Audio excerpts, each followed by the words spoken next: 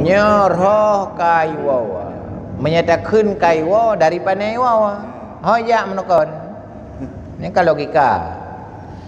Di dalam bahasa agama ada namanya gharib.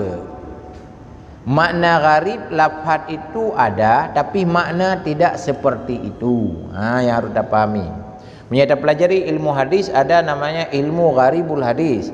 Dalam Quran ada ilmu gharibul Quran. Dalam ilmu bahasa Indonesia disebut sastra.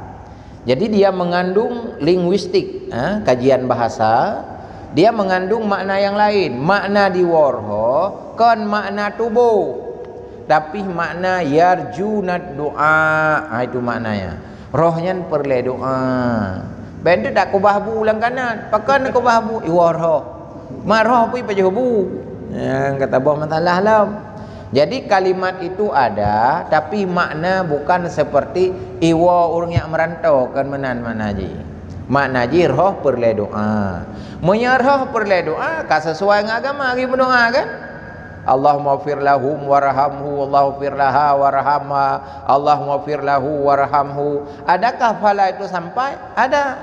Wa indana annad doa ayam fa'u. Seluruh doa yang tam doa manfaat. Kerah mana? Yang ke makna diwa perle doa. Jadi kan makna iwa payah pahah pintu pahah jendela. Yang ke karena salah memahami terjadilah salah penafsiran. Jadi benar iwhoroh kan makna ijak, tapi wa bermakna harap. Jadi menyonyo doa paham mana hana masalah le kan. Jadi menyata pahami wa kata jamun na buah haina nyo malam Jumaat. Iworoh baik apa bih bulan kanan. Jadi waktu malam Jumaat dengar ibu juah nak habis gelah kana. Pakan iworoh apa?